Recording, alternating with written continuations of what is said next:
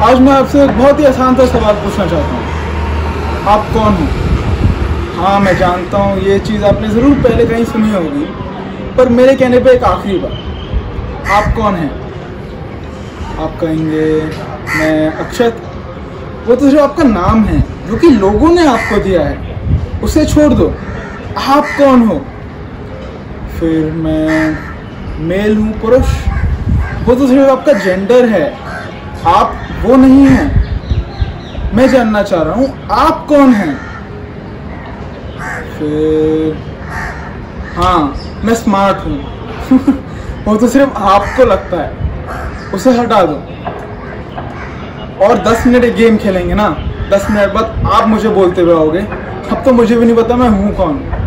तो चलिए आज एक्चुअली जानने की कोशिश करते हैं कि हम हैं कौन। जब किसी इंसान की नेचुरल डेथ हो जाती है तो ऐसा क्या बदल जाता है कि 1 सेकंड पहले वो जिंदा था और अब नहीं। उसका शरीर बिल्कुल वैसा का वैसा ही है, और तो और कुछ सेकंड्स, कुछ मिनट्स तक बॉडी के सारे ऑर्गन्स, लंग्स, लिवर, किडनीज भी काम करती है। Well except your heart.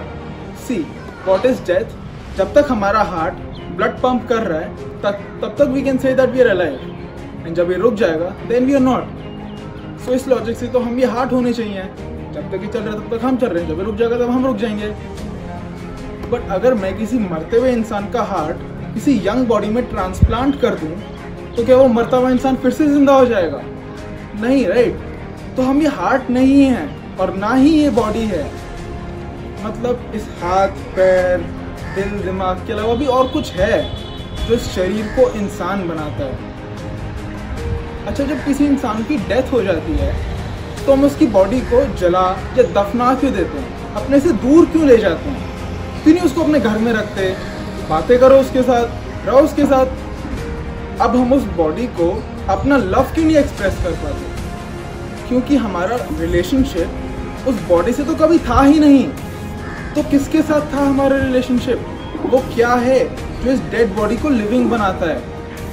And yes, you all know the answer, that's your soul, आपकी आत्मा।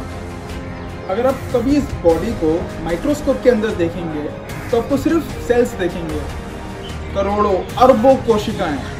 एट अ डीपर लेवल हमारी पूरी बॉडी, इसका हर एक पार्ट सिर्फ और सिर्फ सेल से ही बना है। And you know, her second आपकी बॉडी में लाखों पुराने सेल्स मर के लाखों नए सेल्स जन्म लेते हैं। एंड इसी वजह से हर 8 से 10 सालों में आपकी बॉडी के सारे पुराने सेल्स नए सेल्स में बदल जाते हैं।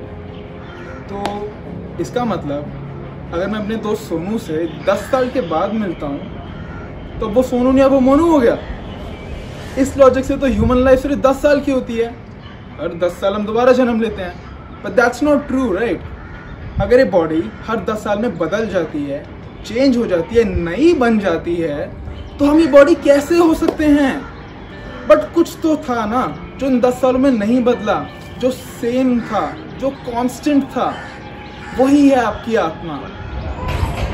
मेरे गुरु एक बहुत ही सिंपल सा एग्जांपल देते हैं। आपने कभी किसी को बोलते हुए सुना है मैं हाथ, मैं पैर, मैं पेट? नहीं ना? सुनने में कितना अजीब लग रहा है, कितना वियर्ड लग रहा है। हम क्या बोलते हैं? मेरा हाथ, मेरे पैर, मेरा पेट। तो ये कौन है जो इन सबको अपना बोल रहा है, जो अपने आप को इन सब का ओनर बता रहा है? That is your soul. तो चलिए अब इस सोल और इस बॉडी के कनेक्शन को समझने की कोशिश करते हैं। लेट्स इमेजिन आपने एक नई कार खरीदी, उसको अच्छे से साफ पॉलिश करवा दिया, उसमें बढ़िया से सीट कवर्स लगवा दिए, उसमें म्यूजिक सिस्टम लगवा दिया। बट जब तक आप उसमें पेट्रोल नहीं डालेंगे वो कार चल ही नहीं सकती। पेट्रोल के बिना वो कार बिल्कुल यूजलेस है। एग्जैक्टली वैसे ही इस सोल के बिना ये बॉडी की वैल्यू कुछ भी नहीं है। Soul is the most important element in any form of life. अच्छा, अगर आप अपने हाथ को ऐसे पिंच करेंगे तो you would feel something, right? Pain और discomfort. But if you go and pinch a dead body, it won't feel anything, because उसमें कॉन्शियसनेस ही नहीं है।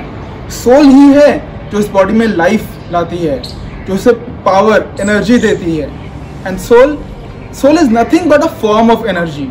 ये आत्मा कुछ नहीं, बस एक तरीके की एनर्जी ही है। और आपको याद होगा स्कूल में हमने एक लॉ पढ़ा था that energy can neither be created nor be destroyed, it can only change it forms. बिल्कुल वैसे ही ये आत्मा ना तो जन्म ले सकती है और ना ही मर सकती है, बस अलग अलग फॉर्म्स, अलग अलग बॉडीज में आ सकती है। भगवान ने खुद भगवद गीता के 2nd चैप्टर के 18th और 20th श्लोक में एग्जैक्टली यही बात करी है। इस बॉडी की डेथ हो सकती है और जरूर एक दिन होगी, बट इस सोल को कोई नहीं, कुछ नहीं मार सकता। तो हमें ये बात बहुत ही अच्छे से समझनी होगी कि हम ये बॉडी नहीं बल्कि इसके अंदर रहने वाली आत्मा है। ये बॉडी तो सिर्फ और सिर्फ हमें कुछ साल के लोन पे मिली है। भगवद गीता चैप्टर 2 के 22nd श्लोक में भगवान ने खुद इस बॉडी को कपड़ों, वस्त्रों से कंपेयर करा है। ये बॉडी हमारी सोल के लिए एक दिन के कपड़ों से बढ़कर और कुछ नहीं। जैसे हम हर दिन अपने कपड़े बदलते हैं, बस वैसे ही ये सोल अपनी बॉडी बदलती है। It's very simple. तो आज से अपनी पूरी जिंदगी ऐसे जीनी है कि एक इंसान नहीं चल रहा, एक आत्मा चल रही है। एक इंसान नहीं बात कर रहा, उसके अंदर की आत्मा बात कर रही है। अपने आप को इस शरीर से अलग एक आत्मा के रूप में देखना है। इस पूरी दुनिया को आत्मा के लेवल पे देखना है। लाइफ की हर सिचुएशन में, हर डिसीजन में 24/7 365 इसी कॉन्शियसनेस, इसी सत्य के साथ जीना है that the soul and the body are different. ये आत्मा और ये शरीर अलग हैं और मैं ये शरीर नहीं बल्कि ये आत्मा हूं। इतने बच्चा अपनी मदर के साथ एक टॉय स्टोर में जाता है। उसकी मॉम उसको 500 रुपीज देती है और बोलती है जाओ बेटा जितने टॉयज लेने ले आओ। वो बच्चा एज यूजुअल खुश हो जाता है, भाग के जाता है और अपने छोटे से हाथ में 5000 के टॉयज भर के ले आता है। और एंड में जब उसको बेचारे को वो सारे टॉयज वहां छोड़ के जाने पड़ते हैं तो दुखी हो जाता है। तो हम सब भी तो अपनी लाइफ के साथ यही कर रहे हैं।